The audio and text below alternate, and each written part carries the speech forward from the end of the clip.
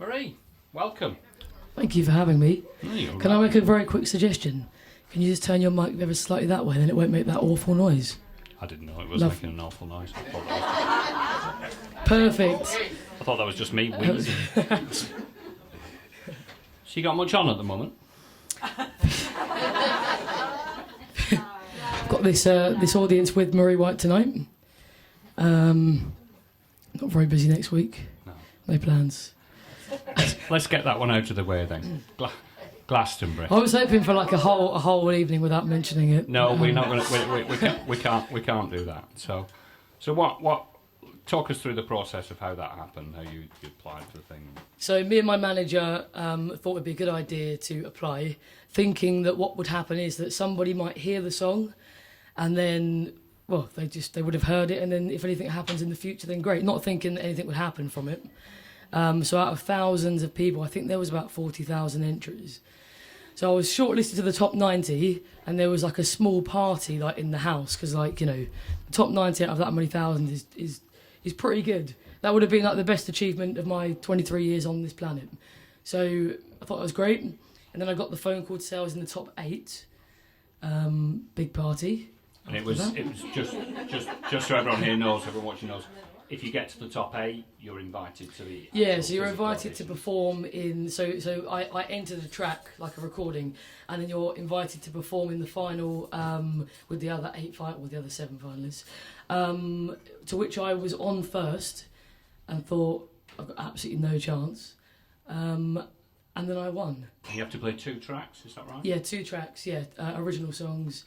And yeah, most of the other acts were kind of like, they were doing really well. So I would consider myself to be doing all right locally, but they were sort of doing all right on quite a wide scale. So they all had like 1 million streams on Spotify. I was at about 10, I think. So, so I think I still am on about 10. But, not for long. Well, I don't know, mate. So I was a bit worried that I was sort of like the only nobody in a group of somebodies. But yeah, I won. Maybe it was like a sympathy vote. I don't think if they're going to put you on every day for 4 days at Glastonbury that they're going to do it out of sympathy. It's probably down to a little more than that. So that was a pretty big leap forward for you, wasn't it? So, yeah, it's like 0 to 100. Yeah. It's really overwhelming and quite abnormal, actually. Is how I describe it. Everybody kind of dreams. Well, maybe not me personally, because I haven't sort of wanted to be a singer for my whole life, but like Sam is very excited about it because it's something that most musicians that have been playing forever, I guess that's the festival, isn't it? Like best festival in the world. Yeah. It's it's the most high profile festival. Yeah, brilliant. No pressure. Thanks everybody for your support. So bearing in mind that the biggest festival that I've done is Tentertainment in Tenderton, to a strong 4,000 people who weren't all watching me either. So I say 4,000, but they were all spread out. So I probably had 900 people. Small acorns. You were saying the other day that your attitude to it, which I thought was pretty healthy, was that it would be easy to think, right, Glastonbury, I've made it, but actually Glastonbury, just the start. Oh God, yeah. It makes me laugh. This is a word to all of you. If you've been following me for years, I am really, in the grand scheme of things, barely doing any better than I was when June and Julie, wherever you are over there. So June and Julie have been following me literally since day one. So I played in the Albion before the Albion was nice. I'm sure we all remember the Albion that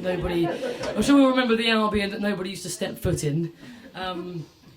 So I played in the Albion for Fat Tuesday, and there were 2 people in the room. No, there was nobody else. There was June and Julie. They were sitting there. I thought, why is it so quiet in here? It was absolutely petrified. I was only about sort of like 17, and they've been following me literally ever since. They never miss a gig unless they've got something better to do, which is never. But really, in the grand scheme of things, even though I've achieved some things that are beyond the expectation that I had of myself, really, I haven't really got any further.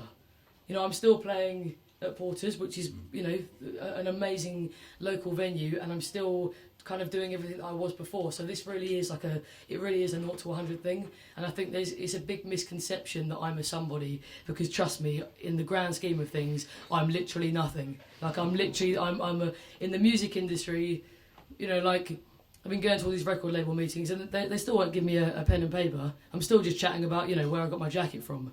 And this is like Capitol Records, you know, they still just want to know why I wear odd socks. There's no sign of any, you know, of any pen. I've been taking my own pen recently, just waving at them. Why do you wear odd socks? I didn't think you'd ask me such a ridiculous question. Trivial question. To be honest, the real answer is that there was a day that I couldn't find the other sock. Every day. There was a day that I couldn't find the other sock, and I wore odd socks. And then what happened from that point onwards is that everybody seemed to notice when I was wearing a matching pair. That is quite rare with a teenager. So now I just think, well, why not just pull your bloody trousers up and just get on with it and just wear different socks. What's going on underneath those trousers then? Probably Muppets. Probably Muppet socks. I could have worded that much better, couldn't I? Yeah, we might want to rephrase that, but yeah, pair of Kermit socks on there. I got a packet of Muppet socks for Christmas. The personal favourite's Animal, but today it's Kermit. So just rolling back a moment, you said you were 17 when you played your first Fat Tuesday in the Albion. When did you first pick up a guitar? Because I was kind of slightly fascinated by this. Really, I didn't do anything musical until I was at least 15. And even then, it was just a case of playing a couple of chords, because actually I can't play any more chords now, so I don't know why I'm being negative about that. I can play just as well as I could then. I started learning, I taught myself a few chords when I was about 15. But until then, I hadn't really done anything musical. You're a bit more sport obsessed, weren't you? Bit sport obsessed, yeah. Played I think everybody's born to do something, and like as much as I know that everybody supports me massively, music wasn't what I was born to do. Like it's been the only thing that I'm one of those people in life where I take something up, and if I can't do it straight away, I just give up. Like I always have been. I've always been. I started driving, had 22 lessons, didn't do anything but go forwards. He didn't even teach me to reverse because I was obviously that bad. Just gave up. So like 7 years later, I still don't drive because I wasn't very good. So I've decided that's not for me. Naturally. So sport was like what I genuinely like. I was naturally very talented. I played a very high level for sort of all of my childhood, really. So it's a bit of a shock that I'm... Badminton in particular, wasn't it? Yeah, I was ranked within the top sort of 15 in Great Britain for most of my... I was playing at a national level for most of my childhood. Which was what I kind of expected to go into. And then I had an accident, I had a knee operation, and kind of was a little bit... I wasn't really quite sure what I was going to do from that point. It was a bit of a sort of a very strange age to suddenly change career. Yeah. Didn't do anything else at all. So I started writing poetry, which I can assure you that when I was sort of 15, 16 was so uncool that I wouldn't tell anybody about it. So I used to write poetry like in my bedroom. I just wouldn't tell anybody about it because I thought this is... And then the worst bit about it is that I then realise now that it's the most attractive thing to be a musician. So I've wasted so many years of attention from girls. When there could have been a small queue, and I wasted all those years thinking that. Here's a question. So many years wasted, Nick. If you could roll that back, what would you rather do, badminton or music? Oh, 100% music. I actually know if I could return back, I'd rather not do either of them. But here we are. So you started to learn yourself a few chords. You're pootling around. Maybe turning a bit of your poetry into lyrics and things. So, what prompted you to think, actually, I could do this publicly, I could try this, I could record this, whatever. What turned that into, what's now a career for you? A hell of a lot of terrible experiences. Like a lot of, I think I started going busking and I sort of strictly remember my dad saying to me, "Sure you want to go busking?" I thought, what's he saying that for? Of course I want to go busking.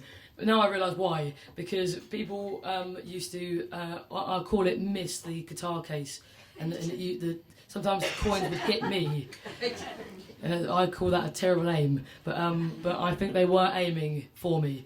Yeah, I wasn't very good, but I think I had a desire to pursue, which is what I was saying before. I've never had a desire to pursue something that I haven't been naturally good at. So I was never very good, and I started off, and it was a horrible noise. And I kind of knew that, but I just was really passionate about it and wanted to. It was really therapeutic for me. So you did threaten to send us a recording of you. I did threaten. I'm going to hold you that. I think threaten's the key word here. If you want to get coins thrown at you, by the way, you can just stand in the way end at Millwall. I still do. There's nothing at all. This is what I'm saying about still being a nobody. I still play to two grumpy old men at the back of a pub sometimes. You know, like nothing's changed at all. Like, you know, locally in Hastings, it's wonderful and people support me and they know me. But you know, I go to Udimore and play in a local pub, and there's still, you know, two grumpy old men or women drinking Guinness, you know, saying "Don't quit the day job, mate." I think you might find a little change. Nick was one of them, actually. I knew I recognised him when we went for coffee the other day. It was from the Plough in Udimore. I played the fifth on that. So have you ever had any formal musical education? Did you do any music at school or anything like that, or have you just completely self-taught? I'm self-taught. I took music at school. That was a waste of time. It's a complete waste of time, which is why I do lots of teaching now, which now everybody knows that anyway. Because, when I went to school and did music, I may as well have picked something else because I didn't gain anything from my music lessons, because it's very tough to find people that are very passionate about teaching, I think. So any teachers in here, up the passion, because it's really important.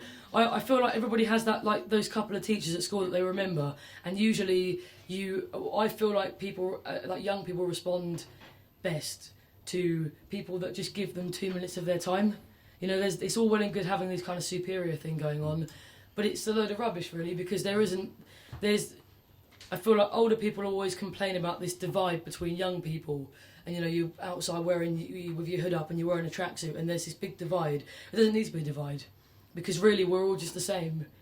But we've created this divide ourselves. So if there are more people that are passionate and inspiring, then I feel like the young people would have a better time growing up. So I took it as a GCSE option, but I have never had any sort of I've never had any lessons or. It's interesting you saying that, because I was talking to Beverly last week. She's quite a bit older than you. She's kind of between you and I in age, and she was saying when she was brought up, she had that passionate tuition, and fell in love with music in a more formal way than you did with the education. But she echoed what you've just said and said that a lot of that drive and a lot of that enthusiasm for teaching music has gone. She'd like to see it come back as well. So, yeah, definitely. Anything creative needs a bit of a push. Okay, so you've started playing a bit of guitar. You've started playing around a little bit with composition. When did you first play in public? So I started busking. Other than busking. So yes, I started busking, and a man came over and he said, "Do you do weddings?" And I said, "Yeah." Yes, I do. That was a fib of sorts. It was a white lie, I'd like to call it. I wouldn't like to call it a complete lie. I'd never played a gig in my life. I confidently said, yeah, I do play weddings. He said, how much you charge? I said, you have to send me the details of the gig. Obviously I didn't have a clue about charging either. So I did, and it was on New Year's Eve. It was at Pitt Village Hall. It was a wedding, and he said, can you just play for an hour while everybody's eating? I said, yeah, definitely, yeah. I've got enough songs to do that. So I learned sort of 10 songs, mastered them, didn't know any more songs. So I thought, an hour, but that's about 10 songs, I could sort of drag them out a little bit. Play 3 choruses at the end of Superstition, no problem. And then their cheesecake did not defrost. And and he said, do you mind just playing for another couple of hours? I'll give you some more money. I went, yeah, no problem at all. So I repeated the same set 4 times. Cheesecake, eh? Yeah, I know. Isn't it? That's why I tend to go for sort of apple crumble and different things now. At what point did you start to think, from the odd gig, things like that, you started, that you actually thought, I might just have a go at this, I might just see if I can make some kind of career out of it? To be honest, I feel like I was having a go at it when I wasn't ready to have a go at it. And I feel like that's kind of, whenever I am teaching now, I like to put my kids in horrible situations on purpose, because I feel like all of the things that I've learned. So another really brilliant story. So that the next story to the cheesecake incident was that I've always played a little bit of piano, and it's only really now that I can kind of put together like a song on the piano. I'm still not very good, but I can kind of very averagely play. Just wind back sort of like 6 or 7 years ago, obviously I couldn't play at all. And somebody said, "Do you play the piano?" And I said, "Yeah, I do play a bit of the piano." And these are all completely true. This is not a lie. These are all true. Now I look back and I think, what an absolute idiot, because I'd never do that now. Now I can play a little bit, and I still say I can't play, but I was like, yeah, I can play the piano. And they said, "Can you come and play the piano while people are eating at the wedding, and then we'll do the speeches?" And I was like, yeah, that should be fine. They said there's a grand piano there. I thought that'll make me sound better already. There's a grand piano there. I think in my head I thought all of a sudden I'd be able to play when I sat down at this grand piano. So anyway, I've sort of like I've learnt 4 chords, and I really remember my dad dropping me off to this, because we got halfway and he went, "I don't think you should do this, Marie. I don't think you should do this one. I really like, you've been practicing upstairs for the last week and you still don't sound any better."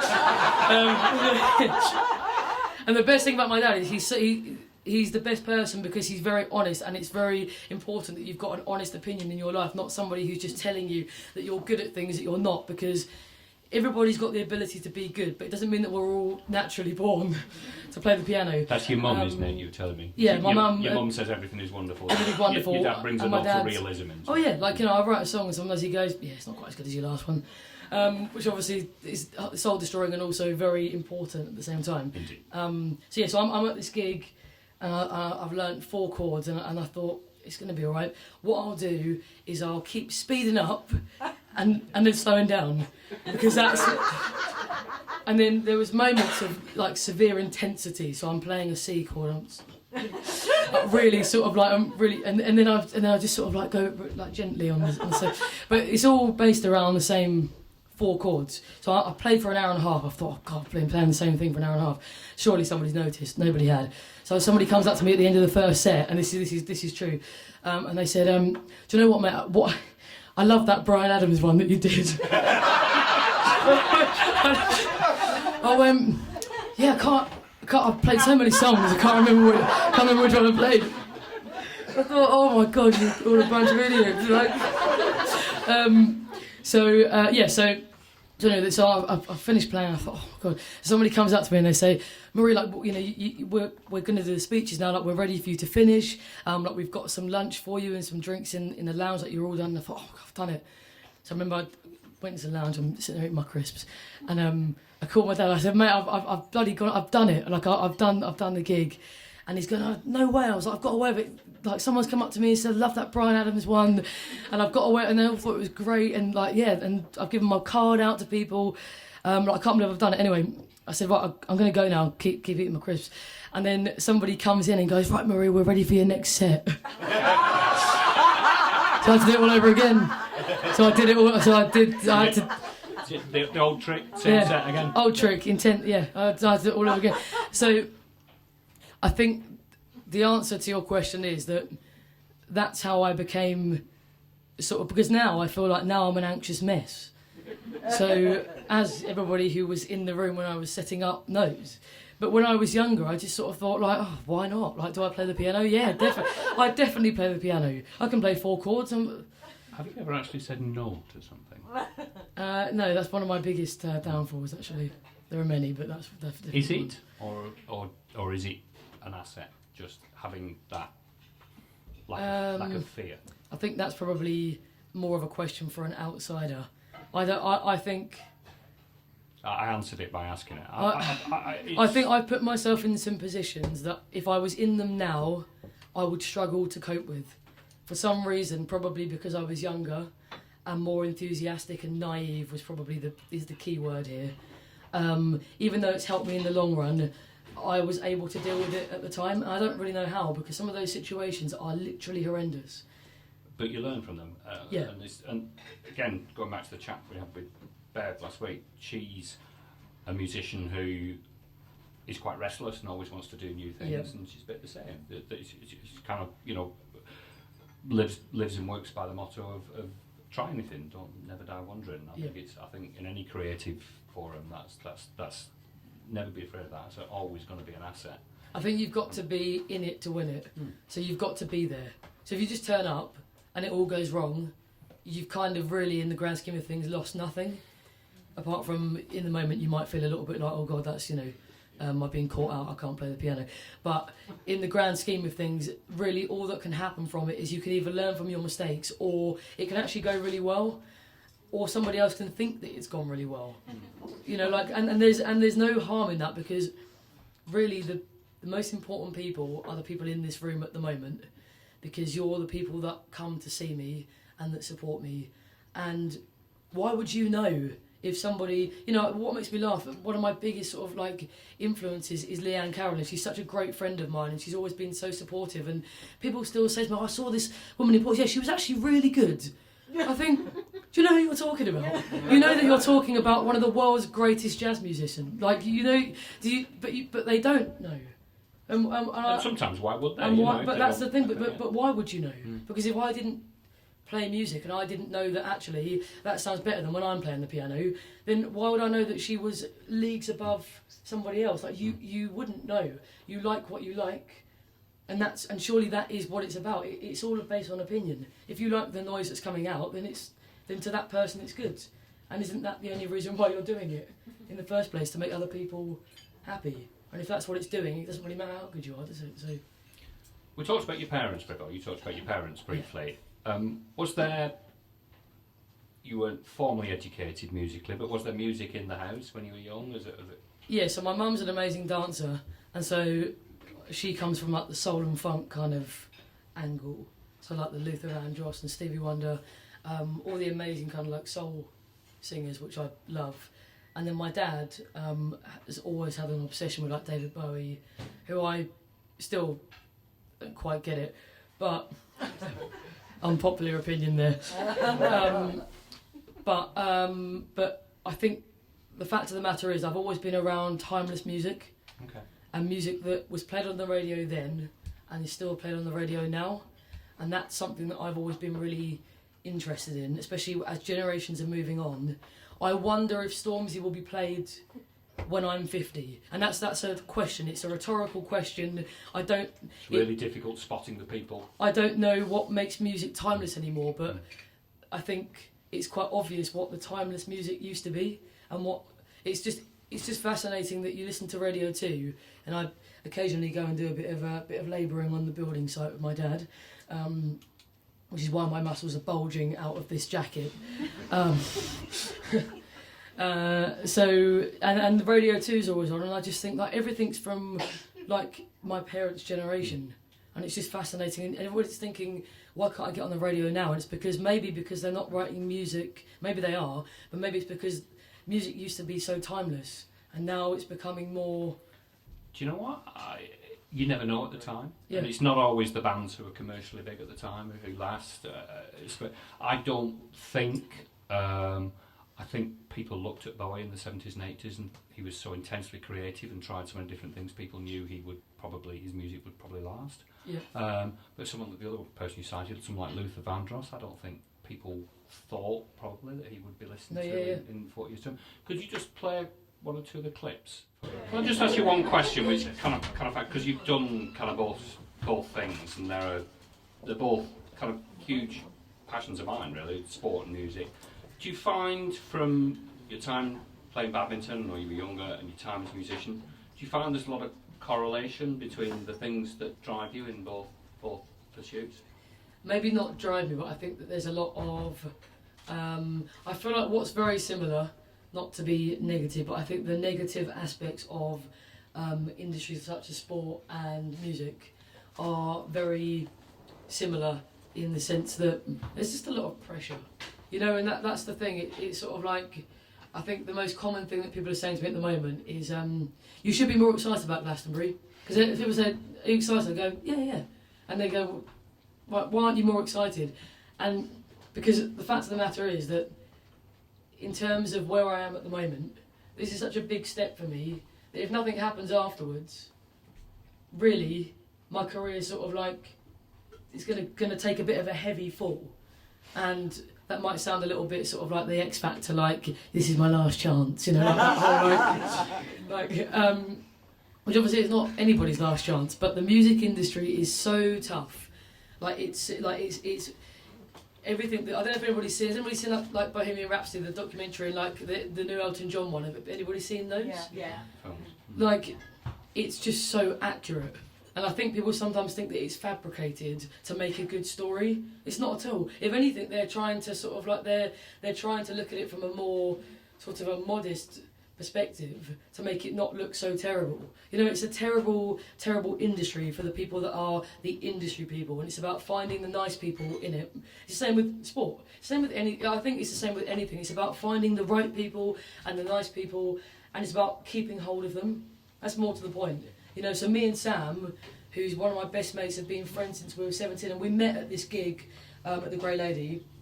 And I walked up because Sam's the most amazing guitarist and keys player and everything player and singer and all sorts. But I remember watching him play and I thought, like, I just want you to be in my band. Just walked up to him and went, hello, mate.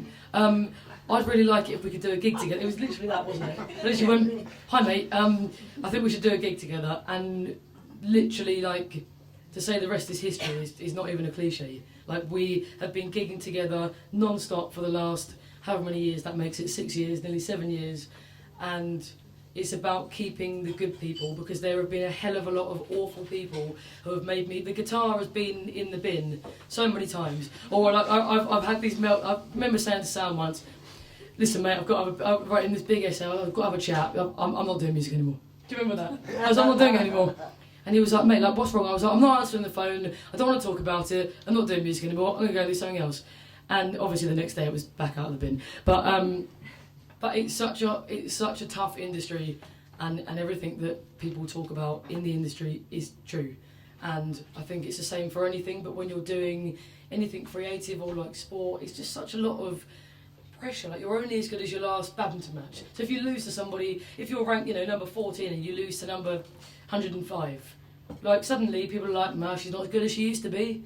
And it's like, you can't even have a bad day without people thinking that you've suddenly deteriorated in quality. And you know, you turn up for a gig and people forget, when I play sometimes on a Sunday at Porter's, I've played on Thursday, Friday and Saturday, and if a normal person that was like, oh, I don't really feel like going out on a Sunday and having a drink, you just stay at home. Whereas I'm like, I've got to go and pretend that I haven't been gigging all week and I haven't lost my voice, I don't feel miserable. I've got to go and put on a show to people who think that, like, that's the only gig that I've done all week, and that's tough because you don't want anybody to know that. You want to, you know, like, everybody in the room and all the people that supported me are the people that matter the most to me in my music and my career.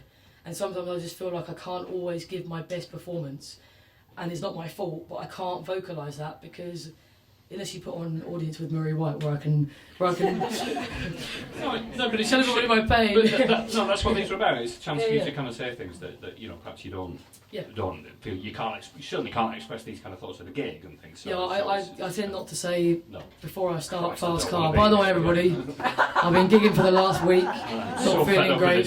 If you could all not speak to me, It's not hugely dissimilar to running a pub. I kind of get in there on Sunday. I think I've been grumpy on a Thursday. I've been grumpy on a Friday. I've been grumpy on a Saturday. I really have to be grumpy on a Sunday as well. It's a tough life. No, seriously. It's been lovely talking to you. We're going to have a break now. If you'd like to play us one song of your choice before we have a quick break, that'd be great. Please.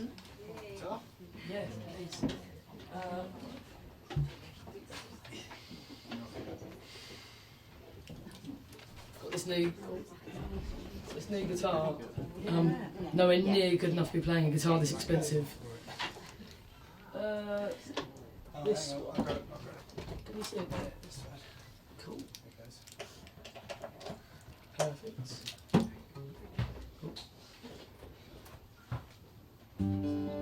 Should we do amazing?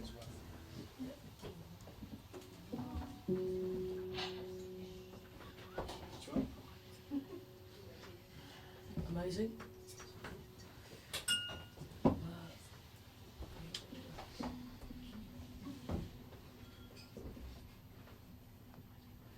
So I wrote this song in the bathroom. That's also true. I sometimes think people think I'm making these stories up for like comedic effect, but I'm not. It's called Amazing.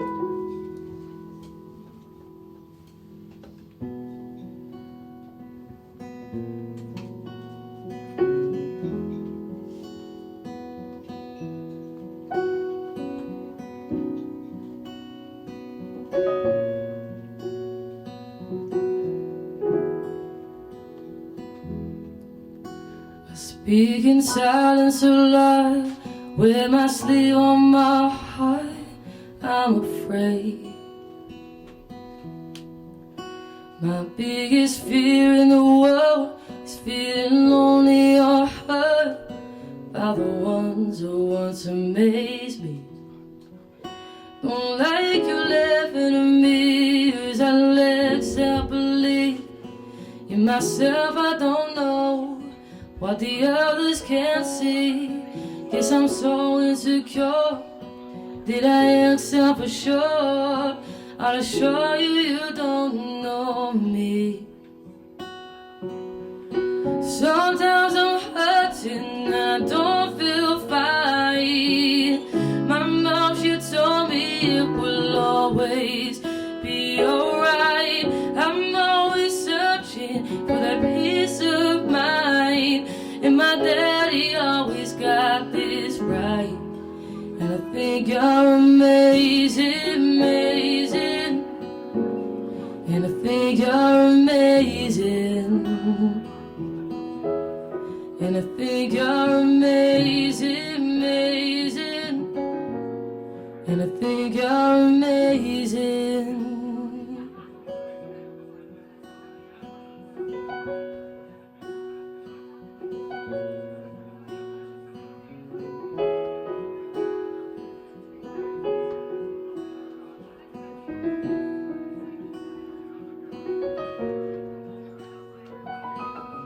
That's not what I sounded like at the wedding.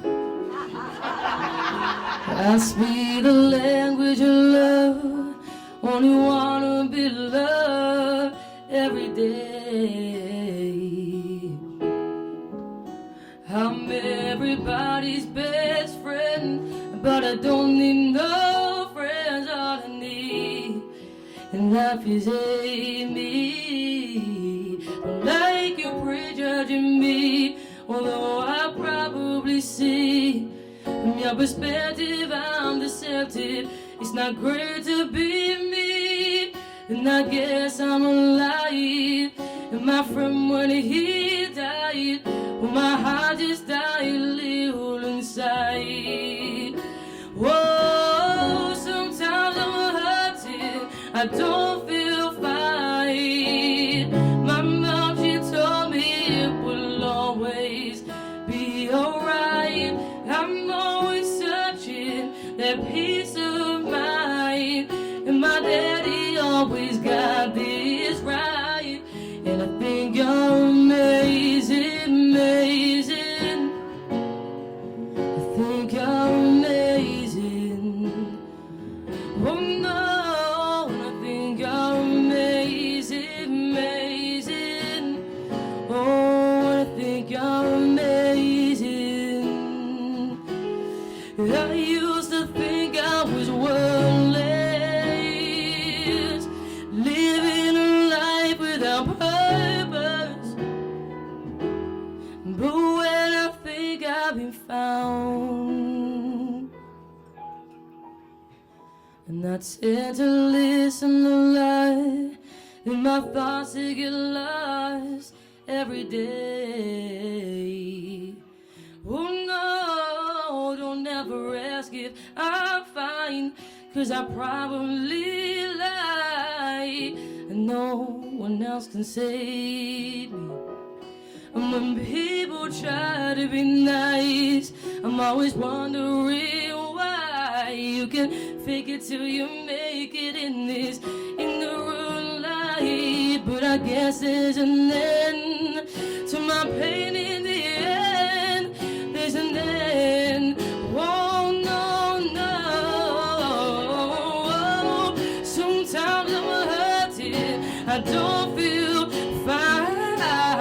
My mom, she told me it will always be alright. I'm always searching for that peace of mind, and my daddy always got this right. Think you're amazing, amazing. Oh no, when I think you're amazing. Think you're amazing, amazing. Oh, and I think you're amazing. Oh, I think you're amazing, amazing. I think you're amazing. No, no, and I think you're amazing, amazing. Think you're amazing. Thank you.